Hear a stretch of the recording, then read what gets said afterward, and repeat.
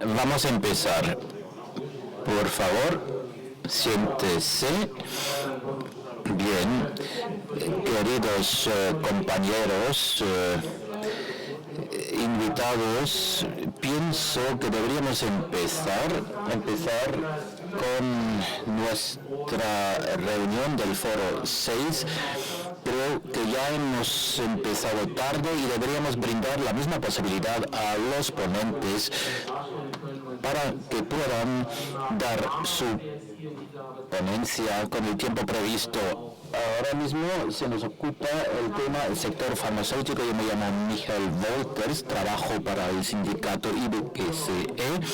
Organizamos el sector farmacéutico, con lo cual conocemos el tema ya por nuestra especialidad y seré el moderador de esta reunión.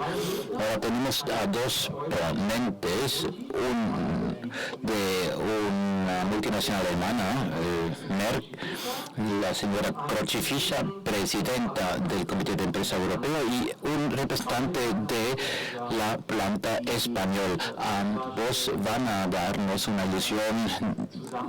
impresión de la situación, explicarán cómo trabajan conjuntamente y cuál es la estrategia de Merck. Y al final tenemos un representante de la industria farmacéutica que nos explicará cuáles son los desafíos del futuro y cómo se preparan ellos. Para empezar, me gustaría explicar que los que han organizado esta jornada se han planteado unas preguntas. Hemos encargado un estudio en el que han participado españoles y alemanes para evaluar la evolución de este sector y para reconocer cuáles son los riesgos, cuáles son las oportunidades, y en base de esto hemos formado estos 6 foros para el sector farmacéutico. Nos hemos dicho, necesitamos un pacto porque sabemos que tenemos problemas de logística en cuanto a los suministros de los agentes farmacéuticos, y hemos sufrido bastante porque en el pasado mucho de esto se ha deslocalizado a India y a China, y cuando de repente se cierran las plantas en otros países, pues de repente no llega la mercancía. Por eso hemos desarrollado en septiembre del año pasado una estrategia farmacéutica, y Mijael Vasiliadis, que ha tomado la palabra ayer en su función de presidente del sindicato, pues ha exigido un pacto. O sea que ese es el tema que actualmente se está tratando, y la pregunta, ¿qué es lo que hace falta desde la perspectiva de la investigación? ¿Qué son las condiciones marcos? Y por ello vamos a empezar desde la perspectiva de los representantes de trabajadores y luego desde la perspectiva de la empresa. Pues bien, tenéis la palabra. Krochi-Fischer, tú vas a empezar. ¿Están todos aquí? ¿Estamos aquí? ¿Tenemos la presentación?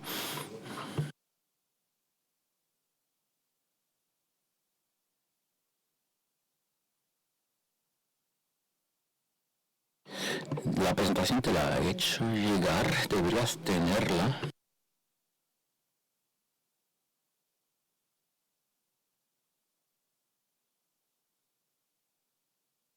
Pues voy a empezar en la presentación.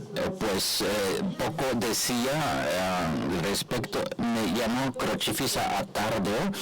Soy presidenta del Comité de Empresa Europeo de Merck Darmstadt. También soy presidenta del Comité Intercentro y del Comité de Empresa de Darmstadt, que cuenta unos 12.000 trabajadores. No solo producimos productos farmacéuticos, sino también productos químicos, y también vendemos productos de laboratorio. Es una empresa horizontal, como se decía, hace de todo. Tenemos 3 sectores, 3 divisiones que son nuestros negocios núcleos, healthcare, farmacéutica, electrónica, y ahí pues nos especializamos en la producción de semiconductores y también fabricamos material para laboratorios. Pues bien, tengo experiencia en procesos judiciales, también he sido miembro del consejo de... Ahora tenemos 2 micros abiertos, un momentito.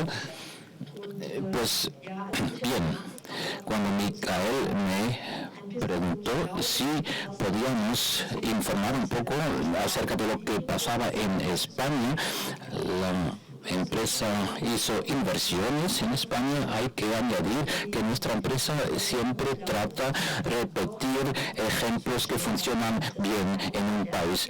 Es un punto fuerte de nuestra empresa, y en Tres Cantos, por citar un ejemplo, se han invertido 15 millones, en totalidad 24 millones en España, y se construyen edificios para la producción, para ampliar la capacidad de producción un 50% y también contratar a más personas, más 20% de plantilla que fabricamos ahí, productos para hormonas de crecimiento y productos para la reproducción asistida, para la fertilidad.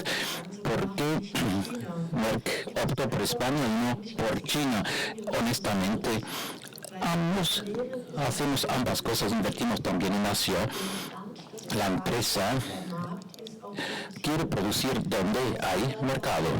O sea, tenemos muchos sitios de producción, producimos productos que China quiere y lo producimos ahí.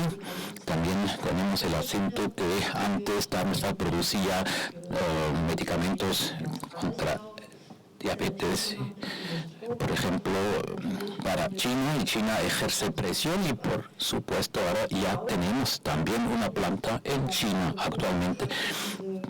Ahora también existen plantas de este tipo en Francia y en España, y creo que es uno de los negocios núcleos.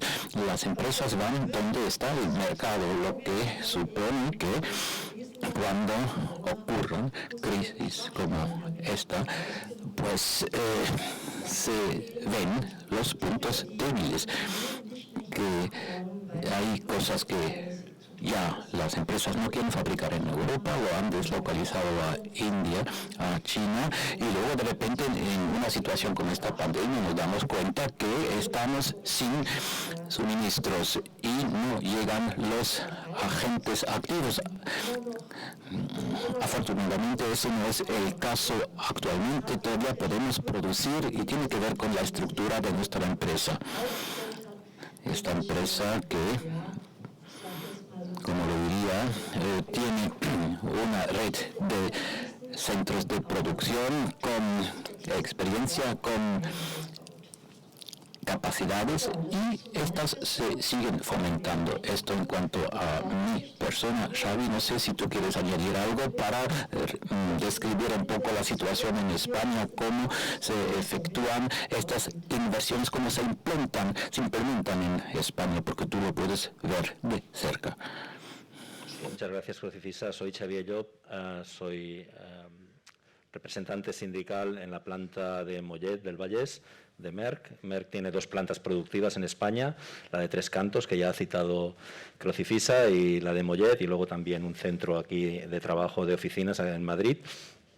Y un poco mi participación aquí es para complementar la visión de Crucifisa. Un poco es lo mismo, estamos en el mismo comité europeo, pero yo puedo dar un poco más la perspectiva desde el punto de vista de España, y dentro de este contexto de esta conferencia que trata sobre la colaboración alemana y española. Para Merck, ya ha citado Crucifisa que son 12.000 trabajadores ahí en el centro, en los headquarters, en el centro principal en Darmstadt.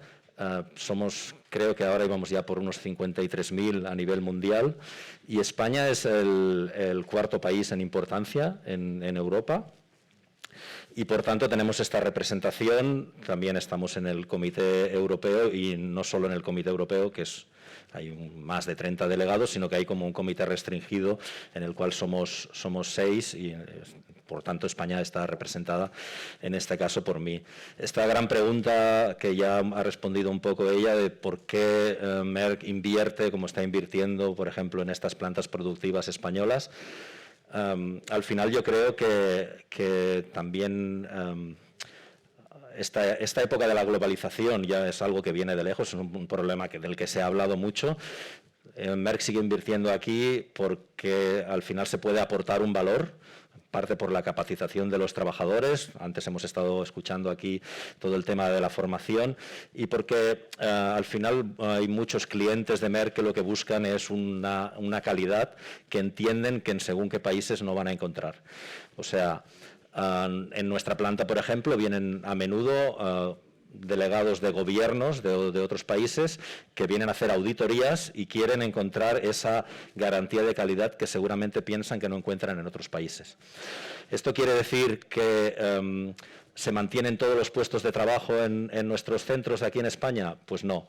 Hay algunas funcionalidades que se pueden globalizar, hay puestos desde trabajos más rutinarios de recursos humanos, por ejemplo, que se nos van y se trasladan a Polonia o se trasladan a la India, pero en cambio, en cuanto a la calidad de los productos que producimos, sí que muchos de los clientes entienden que en España van a tener unas garantías, y vienen a comprobarlo en persona, van a tener unas garantías que no tienen en otros países. Por lo tanto, dentro del contexto de esta transición que estamos haciendo ahora, también desde el punto de vista más ecológico, está claro que son unos valores que cada vez cuentan más. El de la globalización ya lo conocíamos. En el caso del tema ecológico pasa un poco lo mismo. Al final los clientes no quieren, o los pacientes incluso, los que consumen estos productos que fabricamos, quieren saber que no se está produciendo sus medicamentos en un lugar donde se están contaminando ríos, por ejemplo, ¿no? Sino que quieren que haya unos estándares que aquí somos más capaces de cumplir, y que al final lo que nos hace pensar es que esta transición de la que tanto estamos hablando y de la que escuchamos tantas cosas ayer, lo que tiene que haber es ese valor añadido y esa calidad que no pueden ofrecer otros. Si vamos a competir con otros países a nivel de costes, está claro que no podemos competir, pero sí que podemos aportar este tipo de trabajo de más calidad. Y aquí es donde intervenimos también las representaciones o las organizaciones sindicales, la representación de los trabajadores, porque ese producto de calidad debe tener también unos puestos de trabajo de calidad, y con gente preparada y con diálogo social dentro de las empresas. Y esto es lo que estamos intentando hacer, bueno, mejor dicho, hacemos en Merck. Lo que pasa es que intentamos hacerlo incluso mejor, ¿no?, de lo que ya venimos haciendo. Tenemos la estructura, Merck tiene su cultura alemana con sus comités de vigilancia, y ahora también esto se traslada un poco a la cultura, al comité europeo. Y esto hace que podamos trabajar cada vez más en red, ¿no? Yo recuerdo, yo llevo ya casi 30 años trabajando en Merck, y al principio, bueno, de hecho no hace tantos años, era prácticamente otro mundo, ¿no? Darmstadt o un compañero italiano, pues era algo que no podíamos conocer. En cambio ahora estamos más en red. Desde un punto de vista europeo, creo que es una gran herramienta los comités europeos. Al mismo tiempo, para utilizar esta herramienta, para poder acompañar estos procesos en los que queremos potenciar estos puestos de trabajo que tenemos en Europa, pues tenemos que aprender a utilizar incluso mejor estas herramientas. En la parte nuestra, yo como representante de comisiones obreras, tenemos pues nuestro departamento internacional en el cual vamos haciendo formaciones. Está aquí además la responsable en Barcelona, que intentan pues que podamos hacer esta función de acompañar tanto el potenciar estos puestos de trabajo que queremos que se queden aquí, como al mismo tiempo minimizar estos que finalmente se nos acaban marchando igualmente. Estamos ya bastante entrenados porque en este tipo de procesos, de cosas que se concentran principalmente, en nuestro caso es en Polonia y en la India, pero a veces es en otros lugares, y ya hemos tenido que ir aprendiendo ya a acompañar estos procesos y que sean lo más digamos, lo más cómodos, no sé si es la palabra adecuada, pero lo mejor posible o que lo menos traumáticos también para las personas afectadas, y ahí es donde entran todos estos retos también de cómo reinsertamos a estos trabajadores en otros puestos en los que pueden ser más útiles. Mi visión un poco desde España es esta, que participando en una empresa alemana potente de este nivel, vemos que hay un cambio constante y que bueno, la novedad, sobre todo ahora, es esta parte ecológica en la que los principios son un poco lo mismo, ¿no? Queremos hacer esta transición y si compitiéramos solo por costes, esto no ayudaría a nada, y en cambio, verlo esto como una oportunidad de calidad que podemos aportar, pues creo que es un poco el camino que intentamos seguir desde nuestro comité.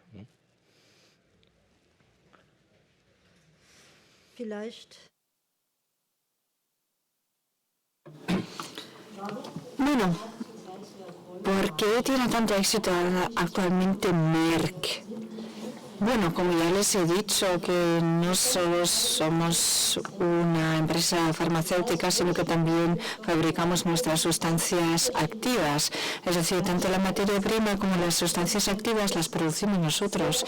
La cadena de creación de valor es bastante amplia para nosotros en Alemania. Eso es muy importante. Yo creo que Xavi también lo dijo, la formación, otro punto clave, porque en Alemania contratamos cada año hasta 200 aprendices en diferentes profesiones.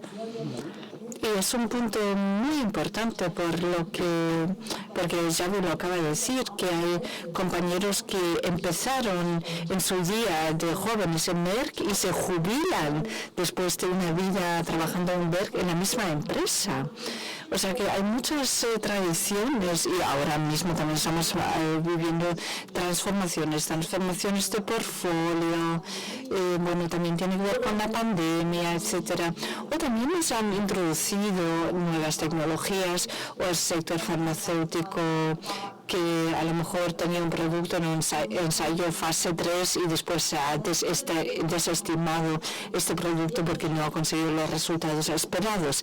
Lo que quiero decir, en el Euroforum también tenemos que velar porque estas transformaciones no terminan en Alemania, sino que se implementen en toda Europa y también en todo el mundo.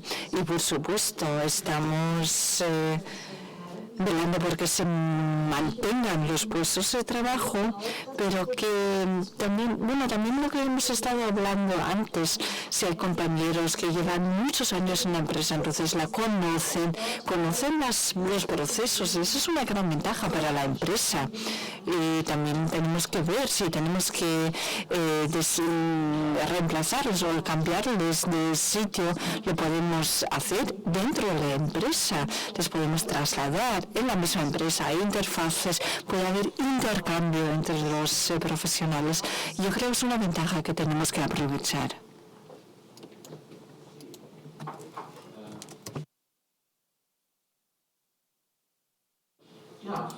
Sí, muchas gracias, porque se ha hablado mucho sobre la cualificación. Entonces me gustaría saber, esa sería mi última pregunta, ¿en qué punto el Estado debería crear las condiciones marco para que la investigación fuese más rentable en Europa? Bueno, yo creo que en el 2009 fue cuando el presidente del comité de empresa, el señor Wilhelm, en aquel entonces exigió un pacto por la industria farmacéutica y se estableció para el Estado federal el EGS, consiguiendo que las universidades, las empresas farmacéuticas y otros miraran o analizaran conjuntamente qué se necesita para una empresa farmacéutica en términos de apoyo, de subvenciones. Y una gran partida para nosotros son los costes de investigación. En Estados Unidos funciona de otra manera, se manejan de otra manera los costes, las inversiones en investigación. En Europa es distinto porque cada producto lleva en teoría una investigación de 10-15 años y eso se tiene que trasladar al producto.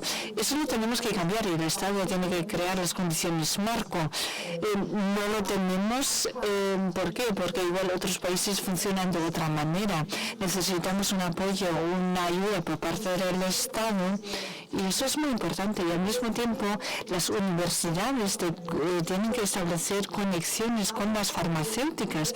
Eso es muy importante porque yo creo que en los últimos años cada uno miraba un poco a lo suyo sin buscar redes, sin buscar conexiones con otros.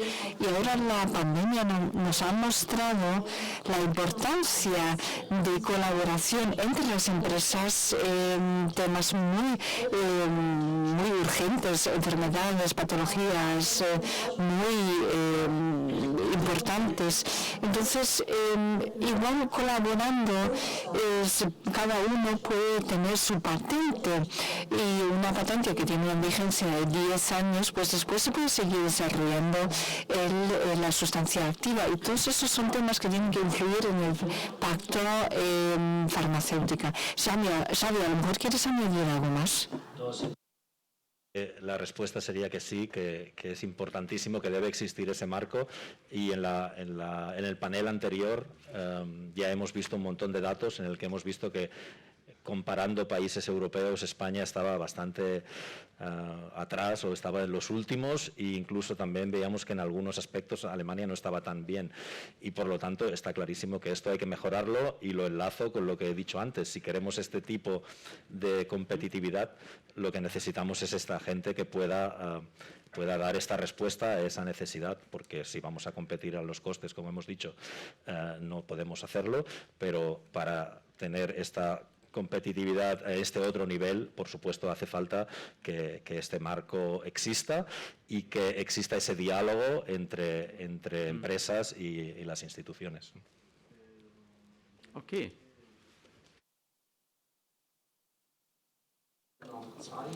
Muchas gracias. Hay una segunda transparencia.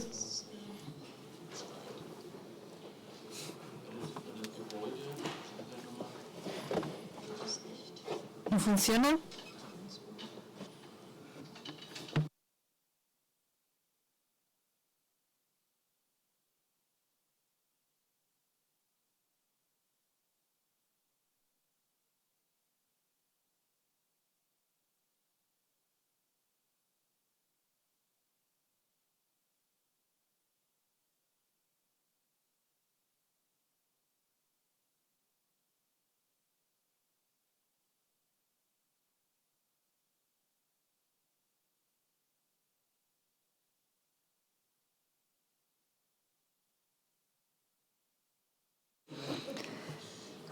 Fácil en el fondo, ¿no?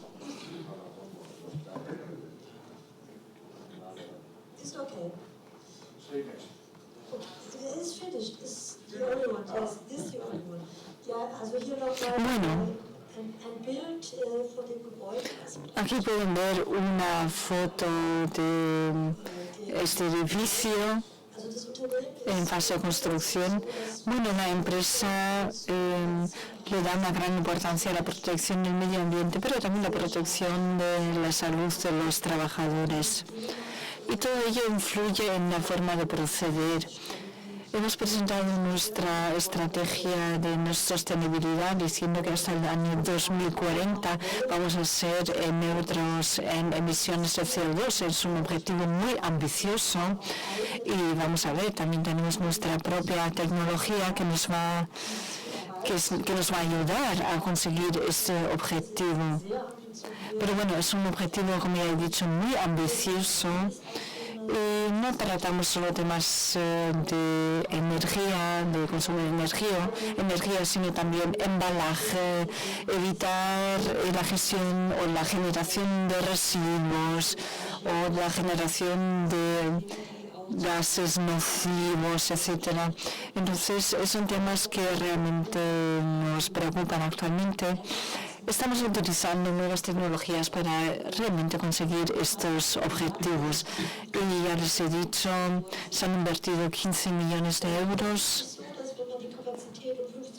Bueno, aumentar la capacidad en un 50% no significa necesariamente aumentar los recursos humanos en un 50%. Bueno, pero si se están utilizando nuevas tecnologías, nueva maquinaria, se necesita menos personal, pero personal más cualificado. Eso es un tema muy importante. En el debate anterior también lo hemos tratado. La cualificación es una de las claves para el éxito. Bueno, muchas gracias y gracias también por presentarnos el punto de vista de una representante de la industria farmacéutica, de una representante de los intereses de los trabajadores en la industria farmacéutica.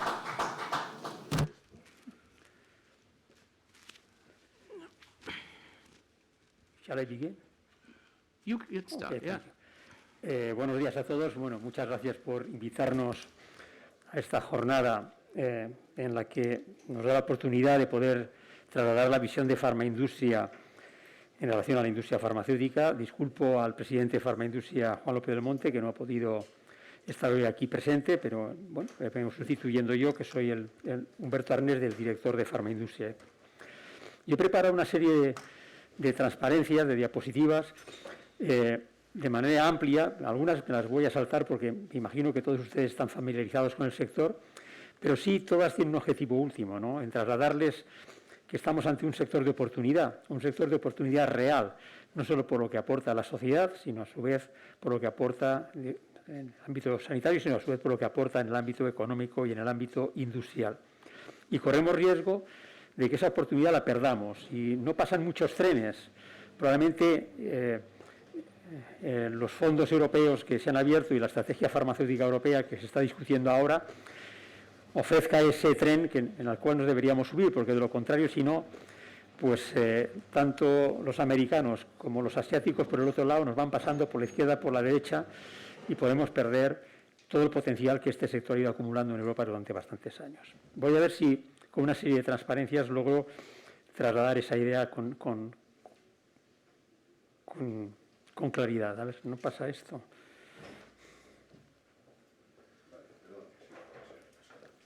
Sí. Que para cargar la presentación. Vale, ahora sí, ahora, efectivamente.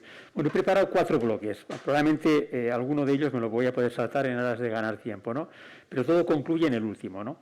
Primero, estamos hablando de un sector altamente innovador, comprometido con la investigación, con los ciudadanos y con la sostenibilidad de los sistemas de salud, ¿no? Un segundo bloque sobre la industria farmacéutica en España. ¿Qué hacemos? ¿Cuánto invertimos? ¿Cuántas compañías somos? ¿Qué empleo generamos? ¿Cómo estamos con otros sectores? He metido un tercer bloque para evitar esos fantasmas que aparecen siempre sobre el gasto farmacéutico, como el que compra finalmente los medicamentos es el sector público. Al final siempre tenemos la amenaza de que esto va a romper las cuentas públicas. Hay una serie de mitos que deben derrumbarse porque generan probablemente decisiones equivocadas en relación a la industria farmacéutica. Y un cuarto bloque con lo que comentaba antes. Aquí hay una oportunidad en España y también en Europa que deberíamos aprovechar. Voy con lo primero, ¿no? Probablemente todos conocéis que este es un sector de los llamados de ciclo largo. Requiere muchos años para investigar un medicamento, requiere muchos años para amortizar la inversión que se requiere para desarrollar un medicamento, y aquí he trasladado simplemente algunos datos.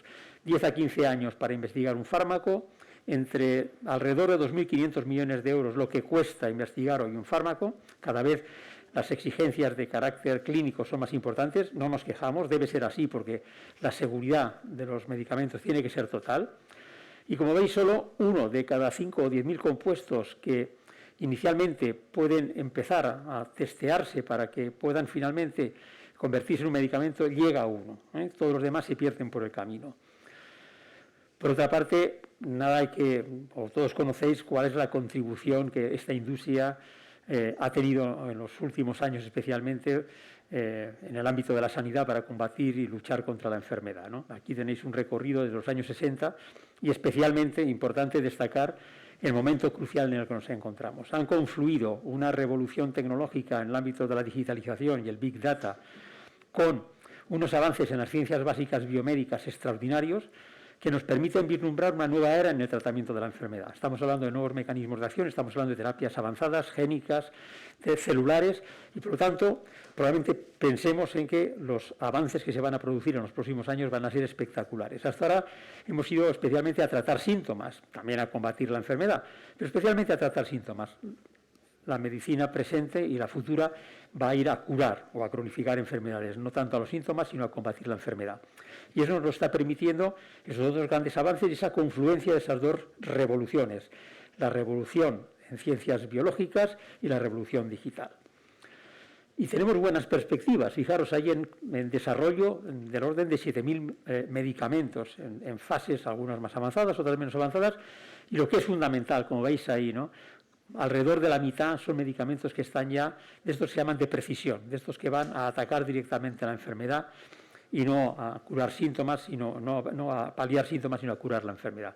Bueno, repito, estamos en los albores de una nueva forma de entender el tratamiento de la enfermedad a través de los nuevos fármacos. Y decía, pero no solo somos relevantes desde el punto de vista sanitario, que lo somos, sino también desde el punto de vista puramente económico. Como las diapositivas las vais a poder ver cuando queráis, simplemente digo, a grosso modo, resumo los 4 cuadros que hay ahí, ¿no? Una parte importante del incremento de la esperanza de vida procede de los medicamentos. Hay estudiosos que han analizado que a lo largo de este primer década de siglo, la esperanza de vida se ha incrementado en 1,7 años. Pues bien, el 70% de esa esperanza de vida procede del medicamento. Incluso reflejado esto en la gráfica, en el cuadrante inferior derecho, por cada año del incremento de la esperanza de vida que se produce en una sociedad desarrollada, se incrementan 4 puntos el PIB. Eso es muy importante. Deciros también que los nuevos tratamientos reducen costes sanitarios. Muchas veces se ve al medicamento como un gasto y no tanto como una inversión. Un gasto pretende satisfacer una necesidad puntual, sin retorno alguno. Una inversión lo que pretende es obtener un retorno del recurso involucrado, ¿no? En este caso concreto, los medicamentos generan ahorros importantes de hospitalización, pruebas diagnósticas y otros tratamientos. Por lo tanto, está también evaluado que por cada euro que se invierte en nuevos tratamientos, los sistemas de salud se ahorran entre 2 y 8 euros, cosas que es muy importante. Bueno, en fin, yo creo que no es necesario seguir insistiendo en la importancia económica y social que tiene. Más aumento de productividad, menos bajas laborales, que eso hace que la contribución a la economía sea muy relevante. Por lo tanto, nosotros no nos sentimos solo un sector sanitario, nos sentimos un sector industrial que tiene un componente sanitario, cierto, pero que tiene también una involucración económica muy relevante, ¿no? Bueno, supongo que todo lo que os he dicho lo conocéis sobradamente, pero bueno recordarlo para saber que estamos ante un sector estratégico, un sector distinto, que tiene esas connotaciones que muy pocos sectores de la economía o de la actividad económica poseen, ¿eh? ¿Cómo estamos en España? Yo diría que comparativamente con otros sectores estamos bien, pero comparativamente con otros países pues no lo estamos. Deberíamos todavía tener mayor presencia. Bueno, datos importantes, grandes cifras. Hay del orden de 350 compañías, algunas de ellas de muy pequeño tamaño. Yo diría que las relevantes, aquí se da lo de siempre, ¿no? El 80% coge el 20% del mercado y el 20% coge el 80% del mercado. Empleo del orden de 50.000 personas, más del 60% son titulados, producción farmacéutica del orden de 16.000 millones de euros. Tenemos 82 plantas productivas, esto es muy relevante y de hecho durante la pandemia esto es lo que ha permitido garantizar el suministro de medicamentos esenciales en los momentos más duros de la pandemia y en situaciones más críticas. Exportaciones por valor de 12.800 millones de euros. Unos datos globales, pesamos en el número de empresas el 1% aproximadamente de todo el país. En producción pesamos del orden del 2,5%, en valor añadido del orden del 3,5%, en exportaciones del orden del 5%, lo cual es importante. Somos el cuarto sector exportador, yo creo que es un dato relevante. Y donde somos fuertes es en investigación, donde la industria invierte en España del orden de 1.200 millones de euros. Comparativamente con lo que invierten los alemanes, esto no es nada, pero comparativamente con lo que se invierte en el país, esto es mucho. Esto representa el 20% de todos los recursos que la industria española dedica a investigar, uniendo aquí todos los sectores, el de automoción, el de nuevas tecnologías informáticas, el de aeronáutica, el que queráis. El 20% de todo lo que investiga la industria española lo investiga la industria farmacéutica. Bueno, activos fijos en investigación 600 millones de euros y personas en investigación del orden de 6.000 personas. Como bien sabéis, este sector está muy concentrado en Madrid y Barcelona. Prácticamente pues, entre el 40 y el 50% de aquellos indicadores de valor radican en estas dos comunidades autónomas. Desde luego, Merck es un ejemplo donde inicialmente está implantado en Mollet tradicionalmente y ahora invierte en Tres Cantos. No se van a Andalucía, ni se van a Asturias, ni se van a Aragón, sino se van allá donde realmente pues, encuentran caldo de cultivo importante, ¿no? En términos de formación, de empleo cualificado, universidades, sistemas de salud potentes, etcétera, etcétera. Lo que os decía, el 20% prácticamente de todo lo que se investiga procede de la industria farmacéutica. Aquí está la evolución de los gastos en investigación en los últimos años. Las exportaciones, 12.000 millones de euros en el último año, en el año 20. Y en el empleo, algo muy relevante, pues 40.000 personas directas y entre indirectas e inducidas, pues alcanzamos los 200.000 empleos en nuestro país. Cifras también relevantes. Pero fijaros, yo diría que más que la cantidad de empleo, lo que es importante en nuestro sector es la calidad del empleo. Aproximadamente un 60% son personas que tienen un título universitario, más del 50% son mujeres, casi el 50% es personal muy joven y algo que es clave en la época actual, donde la precariedad laboral es muy importante en nuestro país, el 95% aproximadamente del empleo tiene un contrato fijo, lo cual es muy relevante. Este es un sector que sin duda capta talento y lo quiere retener y por lo tanto no emprende aventuras como otros sectores pueden iniciar en ese ámbito concreto, sino que intenta obviamente pues eso, tener una política laboral coherente con lo que representa este sector. Fijaros datos comparativos de empleo en relación a toda la industria manufacturera. Por ejemplo, el porcentaje de contratos indefinidos en relación a otros, o el porcentaje de trabajadores con titulación superior, o el porcentaje de mujeres en plantilla, o el porcentaje de mujeres en los comités de empresa. Yo diría que, bueno, pues si bien desde el punto de vista cuantitativo nuestra aportación en términos de empleo no es relevante, en términos cualitativos sin duda es el sector probablemente que más calidad aporta al empleo español. Fijaros la implantación productiva en nuestro país. Decía que frente a otros probablemente no somos relevantes. No nos podemos comparar, pues, por ejemplo, con Alemania, con Francia, con Italia, ni siquiera con Suiza. Pero si os dais cuenta, en el cuadrante superior o en el de la derecha, veis que lo que representa la industria farmacéutica en España es importante, más que lo que representa la industria farmacéutica en otros países. Es decir, en Francia la industria farmacéutica representa más que en España, pero España, su industria farmacéutica es más relevante en la actividad de la industria manufacturera que en Italia, que en el Reino Unido o que en Alemania. Bueno, es verdad que esos otros países tienen industrias pues, muy potentes en el ámbito de la automoción o en el ámbito de los bienes de equipo y eso hace que nuestro sector, con una mayor debilidad en esos sectores, haga que el farmacéutico tenga un papel más relevante en nuestro país. Bueno, también importante destacar nuestro comportamiento o nuestros indicadores en relación con sectores con los que nos medimos, los de alta tecnología. Entiéndase el sector de aeronáutica y aeroespacial o el de equipos informáticos, electrónicos y ópticos. Pues nuevamente les batimos en todos los frentes o en todos los indicadores de relevancia, tanto en la cifra de negocios, como en las cifras de empleo, como las cifras de I+D, como las cifras de exportación. Y esto es muy importante. Un país como el español, donde la alta tecnología no está suficientemente desarrollada, el tener un sector como el farmacéutico, pues creo que es importante y digno de tener en cuenta en la conformación de las políticas industriales que desarrolle un país como España, ¿no? Perdonad, no sé si voy muy rápido, como dispondréis de las diapositivas, pues no me centro tampoco en cada uno de los detalles porque sin duda que podéis profundizar en ellos, más en los conceptos. No sé, si tengo tiempo, detenerme 4 pinceladas con estos mitos con los que tenemos que convivir permanentemente con el gasto farmacéutico, en ese concepto de que el gasto pues puede poner en peligro las cuentas públicas, dado que el 80% prácticamente del gasto farmacéutico o de los productos farmacéuticos son consumidos y comprados por el sector público, ¿no? Fijaros lo que ha venido ocurriendo en esta década. El número de personas que requieren un medicamento cada día para llevar una vida en términos de normalidad, es decir, el número de pacientes crónicos ha crecido tremendamente en los últimos años. No es que haya crecido el número de pacientes, ya existían, se han detectado y son tratados. Es decir, no quiere decir que ahora de la noche a la mañana nos hayamos convertido en una sociedad con mayor número de casos o de pacientes crónicos. No, es que antes o no se detectaban o no eran tratados.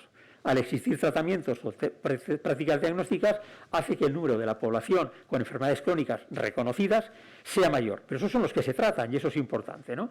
Sin embargo, veis abajo cómo ha evolucionado el PIB, cómo ha evolucionado el número de personas mayores de 65 años, cómo han evolucionado las consultas hospitalarias o cómo han evolucionado el gasto farmacéutico. Y veréis que el gasto farmacéutico en esta década, en la década pasada, ha tenido una evolución inferior a la que han tenido el resto de indicadores con los que nos tenemos que, obviamente, comparar, ¿eh? Por lo tanto, decir que estamos generando unos problemas a los presupuestos públicos no tiene ninguna razón detrás, ninguna causa detrás. O veis aquí cómo ha crecido el gasto público total en recetas en el Sistema Nacional de Salud en los últimos años, y veréis que, medicamentos de prescripción me refiero, veréis que el crecimiento que ha existido ha sido muy pequeño, desde 17.000 millones de euros a 18.900 en toda una década. Es verdad que la crisis financiera de principios de la década pasada incidió en bajadas muy pronunciadas y eso es lo que ha hecho que todavía nos mantengamos con gastos del gasto farmacéutico, con números del gasto farmacéutico no muy superiores a los que teníamos en el año 2010. O poder pensar aquí lo que representa sobre el PIB el gasto farmacéutico. Hombre, el año 20 no es indicativo porque el año 20, sin duda, al caer el PIB de manera radical, pues, y el gasto farmacéutico haberse mantenido, pues desvirtúa los datos, ¿no? Pero si os dais cuenta, en el 19, que podría ser comparativo, pues vemos que el gasto farmacéutico tiene un peso sobre el PIB del 1,46, mientras que en el año 2010 del 1,58. Por lo tanto, alejemos ese fantasma de que estamos poniendo en riesgo las cuentas públicas porque todavía nuestro peso sobre la economía sigue disminuyendo. Cosa que no entendemos porque lo que crece la economía es lo que crece la media de los sectores de la actividad. Si este pesa menos que el PIB, quiere decir que otros sectores están creciendo más y no vemos justificación que otros sectores tengan más mérito para crecer más en la economía que un sector con la contribución social, sanitaria y económica que tiene el farmacéutico, ¿no? Estamos todavía por debajo, como lo veamos, tanto en gasto sanitario como en gasto farmacéutico, por debajo de lo que gastan nuestros países o lo que invierten nuestros países de referencia. Bueno, Alemania veis arriba que el gasto público farmacéutico por habitante es el mayor de toda Europa y España está pues por debajo de la media. La media está en esas cantidades que indica la transparencia y nosotros estamos por debajo, en un lugar intermedio, pero por debajo de la media. Por lo tanto, nuevamente, erradiquemos ese fantasma. Gastamos en medicamentos menos de lo que gastan, en términos de esfuerzo, de lo que gastan nuestros colegas europeos. O algo que también preocupa a la gente, cuánto las nuevas moléculas representan un porcentaje muy importante del gasto y ponen en situación crítica al sistema público de salud. Pues bien, los medicamentos que llevan menos de 10 años, es decir, aquellos que todavía tienen patente, pesan no más del 30% del gasto público total. El resto son medicamentos antiguos. O esta otra, 4 de cada 5 medicamentos que salen de la farmacia son medicamentos genéricos o medicamentos de marca a precio de genérico. Y como podéis ver, en España, por lo menos a precio de saldo. A 1,50, 2,50, a mí a veces me maravilla cómo puedes comprar un omeprazol, 30 cápsulas de omeprazol, a 1,50, que lleva las 30 cápsulas, el blister, el prospecto, la cajita. Y encima ha ganado el distribuidor y ha ganado la farmacia y tiene que ganar el laboratorio. No me lo explico, la verdad, salvo la circunstancia que se fabrican en China, o la materia prima es china, se fabrica en régimen de maquila en Ucrania y luego llega aquí, pues como llega, ¿no? Bueno, pues esa es la realidad. 4 de cada 5 recetas que salen de la farmacia son genéricos o a precio de genéricos y a precio de ganga, ¿no? Fijaros, el 60% de todo lo que sale en la farmacia tiene un precio inferior a 5 euros. PVP, precio inferior a 5 euros. El 60% de todo lo que sale en la farmacia, bueno, 50 y tantos %. Bueno, eso es una realidad, ¿no? Bueno, O bueno, aquí podemos ver cómo se reparte el gasto público farmacéutico entre los distintos agentes que participan.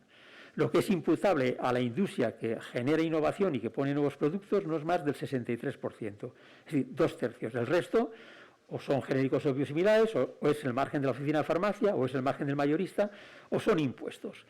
Únicamente de todo el gasto público farmacéutico, el 63% corresponde, 64% corresponde o es imputable a las compañías farmacéuticas que desarrollan medicamentos originales. Bueno, y decía, una oportunidad, este es un sector de oportunidad, lo creo absolutamente. Fijaros, hace 25 años Europa tenía el 25% de la producción y el 50% de la producción y el 50% de los nuevos productos. Hoy Estados Unidos, 25 años más tarde, tiene el 50% de la producción y el 50% de los nuevos productos y Europa el 25%. Digo, grandes números. 25 años éramos el 50%, 25 años más tarde somos el 25%, los americanos el 50%. Pero es que los chinos, como decía, vienen pisando el acelerador y por el intermitente, por la izquierda, por la derecha, por donde sea, van a pasar. Y Europa, por lo tanto, va a perder esa oportunidad magnífica que ofrece un sector que genera empleo cualificado, exportaciones, investigación, etcétera, etcétera, ¿no? Y en España podemos hacerlo. ¿Por qué no? Tenemos una industria que lleva muchísimos años implantada en nuestro país. Merck no sé cuántos llevará, pero hay algunas que son del siglo XIX.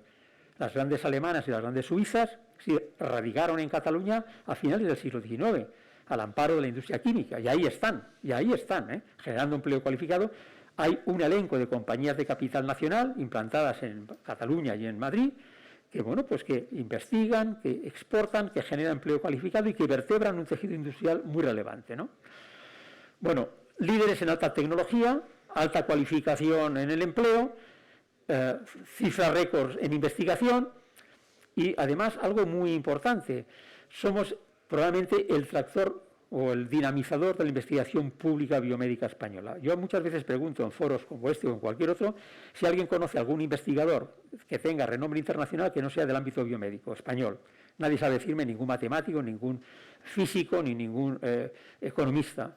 Pero sí conocen a Baselga o algunos de ellos, o no sé, siempre conocemos a algún investigador biomédico español, porque realmente tenemos una tradición histórica muy importante. Pues bien, una gran parte de la investigación pública que se desarrolla en España en los centros de investigación viene desarrollándose en proyectos colaborativos con la industria farmacéutica, que significa que forman parte de un proyecto a escala internacional que tiene unos retos científicos relevantes y que está financiado por la industria farmacéutica. Pues decimos que somos el gran dinamizador, el gran agitador, el gran motor de la investigación biomédica pública. Y eso es muy relevante porque, repito, la investigación biomédica pública es la investigación pública más importante que hay en nuestro país.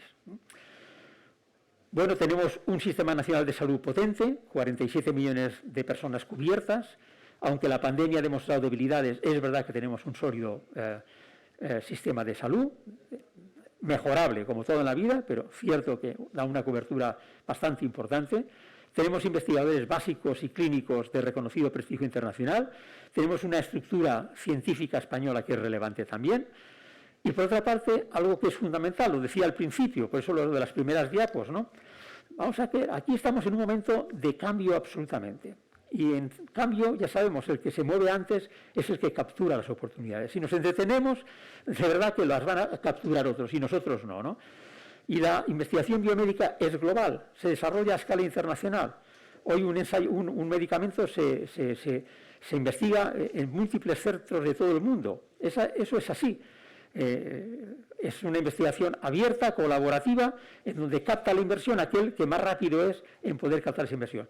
No nos olvidemos, la industria farmacéutica a nivel mundial invierte 150.000 millones de euros cada año y están ahí para captarlos. Si no los captamos los europeos, los captarán los americanos, ya los están haciendo, o los chinos y no nosotros, ¿no? Y por otra parte, pues estamos en un cambio geopolítico muy relevante. La estrategia farmacéutica europea va a abrir unas posibilidades o va a cerrar otras. Lo podrán hacer bien o mal o regular. Si lo hacen bien, aprovecharemos las oportunidades. Si lo hacen mal, las perderemos. Ahí estamos francamente preocupados porque algunas de las cosas que plantean los miembros de la Comisión Europea son altamente preocupantes, ¿eh? Bueno, y en este contexto nosotros repetimos lo de la palabra oportunidad. Estamos absolutamente convencidos.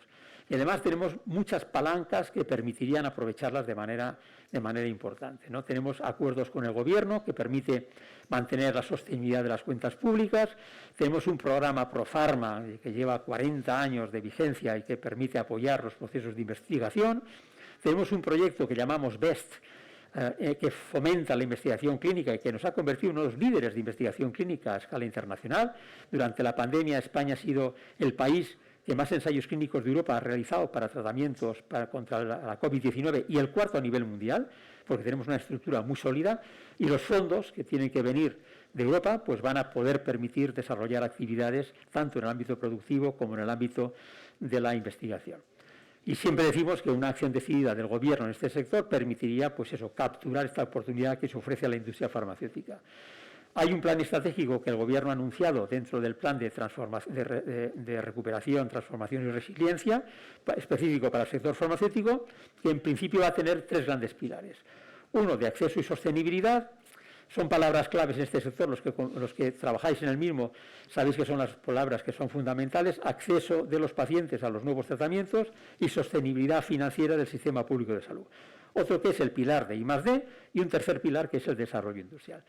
Estamos convencidos que si trabajamos todos de manera colaborativa, evitando que haya esos prejuicios que a veces nos separan, nos distancian y que nos impiden encontrar puntos de encuentro, podemos sin duda aprovechar la oportunidad que un sector como este tiene en España. Y repito, la preocupación es importante porque el curso de las cosas a veces no van en la dirección que entendemos que es la correcta, especialmente en Europa con la estrategia farmacéutica europea. Es necesario encontrar aquí una soberanía estratégica que haga que garanticemos el suministro de medicamentos para toda Europa sin tener que estar permanentemente en esa dependencia con los chinos y con otros países asiáticos, que se ha demostrado que en situaciones de emergencia pueden poner en riesgo la salud de los ciudadanos. Bueno, yo me quedo aquí. Si tenéis alguna pregunta, pues encantado de poderla responder. Bien.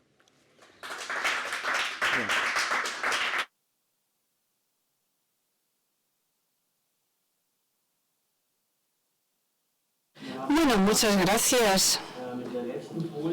En su última transparencia también aparece donde cuál podría ser el futuro desde su punto de vista. Bueno, a lo mejor hay un programa por parte del gobierno español. A lo mejor ustedes en la sala tienen preguntas acerca de los efectos que puede tener este programa para el empleo en España. ¿Hay preguntas?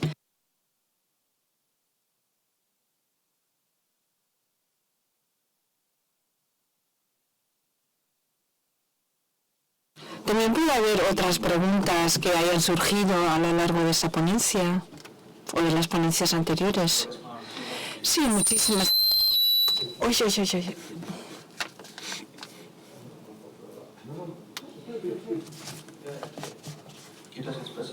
¿Ahora se escucha mejor? Bueno, se escucha, sí, se escuchaba antes, pero casi perforaba el tímpano.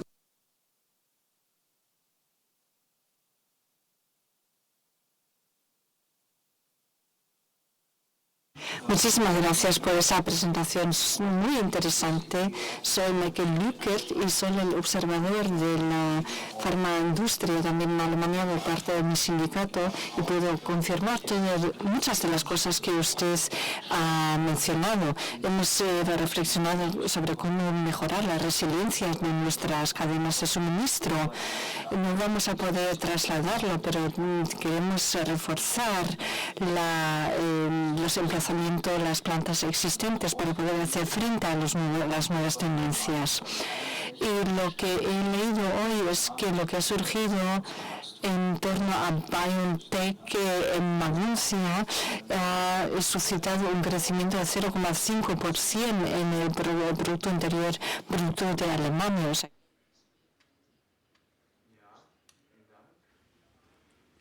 No, totalmente. Yo comentaba antes que la expectativa que tienen las sociedades desarrolladas de incrementar la esperanza de vida ya no radica en hábitos más saludables, que también, sino especialmente en los nuevos avances quirúrgicos, de diagnóstico y curativos que puedan venir. Y ahí el medicamento tiene un papel mucho más relevante que todos los demás. y repito, un 70% de la esperanza de vida que se ganó en la última década procede de los medicamentos, y la expectativa de incrementar la ganancia de vida va por ahí también. Entonces, eso es clave, porque un año de incremento de la ganancia de vida incrementa 4 puntos del PIB. Eso es fundamental. Pero es que además, aunque no incrementemos la esperanza de vida, lo que reducimos son las bajas laborales y lo que incrementamos es la productividad. Y en un país como, por ejemplo, en España, no vamos a incrementar la actividad económica como consecuencia de una mayor población, sino que va a venir dado como consecuencias de ganancias de productividad. Y por lo tanto, es muy importante invertir en aquellos sectores que puedan generar ese dinamismo económico. De ahí que nuestra expectativa en este plan español de recuperación, transformación y resiliencia, donde se va a apostar por determinadas áreas transversales, como puede ser la transformación digital, como puede ser pues la sostenibilidad energética, se apueste también por aquellos ámbitos que pueden contribuir de manera más intensa a esa recuperación, en el convencimiento de que este es un sector clave para ello, porque tiene esa repercusión tan positiva en el ámbito económico. Entonces, bueno, no me extraña que cualquier inversión de ese tipo pues, se pueda medir perfectamente y pueda dar lugar a estos incrementos importantísimos que, como está usted comentando.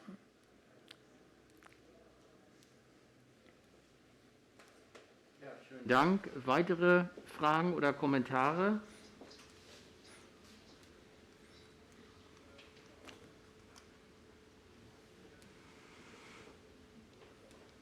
Na, da sehe ich erstmal nichts. Dann vielleicht noch eine Frage an Sie. Könnten Sie vielleicht 1 oder 2 Beispiele benennen, was es an Infrastrukturunterstützung in Spanien gibt? ¿Qué ayudas tendría que haber en España para incrementar aún más la investigación? El sector obviamente no renuncia a apoyos de carácter financiero, subvenciones o préstamos, no renuncia a ello. Pero no es lo fundamental. Aquí hay 2 ámbitos muy importantes que permiten tomar decisiones positivas en materia de inversión en investigación y en producción también. Una es un sistema de propiedad industrial que permita mantener la comercialización exclusiva durante un periodo de tiempo de las innovaciones. Eso es fundamental. Yo decía que este es un sector de los llamados de ciclo largo, porque requiere entre 10, 12, 14 años la investigación de un nuevo fármaco, pero luego tienes que tener un margen de tiempo suficiente para poder amortizar los cuantiosos recursos que se ha dedicado a investigar. Si ese marco de exclusividad que lo proporcionan las patentes se trunca, lo cierto es que el retorno de la inversión decae y, por lo tanto, el inversor apuesta por otros lugares y no apuesta por este. Luego, derechos de propiedad industrial que permitan garantizar durante un cierto periodo de tiempo la propiedad industrial, los derechos de exclusividad comercial de los medicamentos. Segundo, acceso de esos medicamentos rápido a los pacientes. Si uno empieza a patentar desde el momento que una molécula tiene alguna posibilidad de poder tener actividad, pero hasta los 10 años o 12 no aparece en el mercado, el periodo de exclusividad lo va perdiendo. Las patentes tienen un periodo de 20 años. Luego, cuanto antes puedan salir al mercado, ese periodo donde puedan retornar los recursos que han invertido, cuanto más alto sea, más grande sea, es mayor.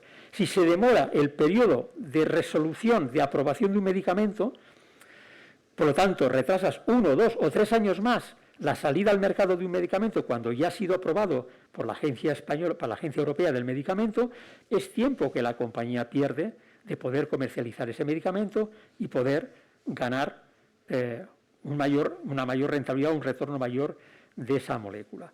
Esos 2 aspectos son fundamentales. Hay otro tercer aspecto que es un entorno favorable y positivo, que haya universidades, que haya centros de investigación, que haya una comunidad científica adecuada.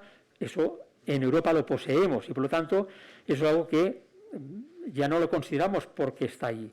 Pero inicialmente esas 2 decisiones que dependen de las administraciones y de los poderes públicos son claves. Preservar los derechos de propiedad industrial y un rápido acceso de los ciudadanos a los medicamentos. Porque además, no nos olvidemos, algunos medicamentos pueden cambiar la vida totalmente de los ciudadanos. Luego, eso para nosotros es clave y es fundamental. Sin embargo, hoy, en ese equilibrio que durante bastantes años ha existido a escala internacional, en Europa se está decantando en favor del pagador y en contra, en este caso, de la industria farmacéutica, o en desfavor de la industria farmacéutica. En la primera parte de este siglo ha habido un cierto equilibrio entre lo que era sostenibilidad del sistema y acceso. Y prácticamente todo lo que iba saliendo nuevo iba siendo incorporado al sistema público de salud y además los derechos de propiedad industrial se iban preservando. Sin embargo, en esa preocupación de los ámbitos públicos de no poder sostener las cuentas públicas, yo he intentado demostrar que no es así, de manera sostenible o de manera ordenada, están intentando ese equilibrio trasladarlo hacia el ámbito del pagador, poniendo restricciones al acceso o intentando una política en la fijación de precios que hace que la rentabilidad del sector decaiga. Y eso está documentado y está claro. Si la rentabilidad del sector decae, el inversor se irá a otros lugares porque el sistema está así estructurado. Por lo tanto, un sector que aporta investigación, valor añadido a la sociedad, es muy importante que permita unas condiciones adecuadas para mantener ese nivel de inversión. De lo contrario, Estados Unidos seguirá capitalizando las inversiones productivas y de investigación y los chinos capitalizarán las futuras y Europa irá perdiendo cada vez peso. Y es una verdadera pena por todo lo que aporta este sector. Esta es nuestra visión. Ja, vielen Dank.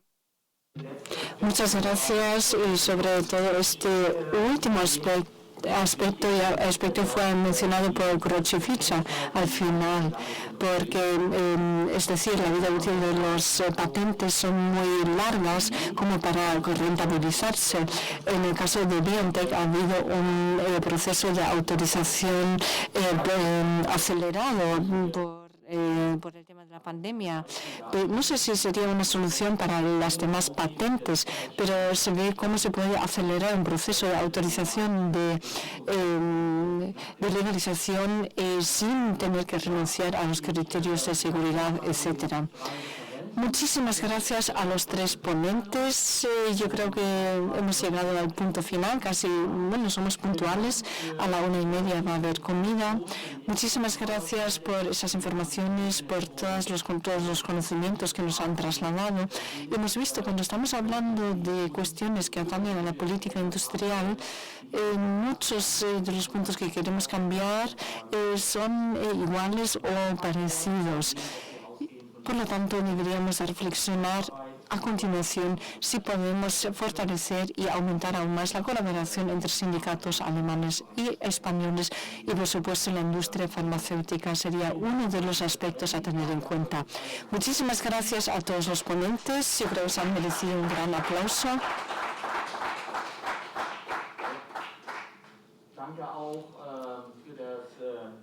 Muchísimas gracias también por su atención. Gracias también a los intérpretes por habernos hecho posible esta comunicación a pesar de hablar dos idiomas diferentes. Ahora que tengan una buena comida y después vamos a seguir en el plenario a las 3 de la tarde. Gracias.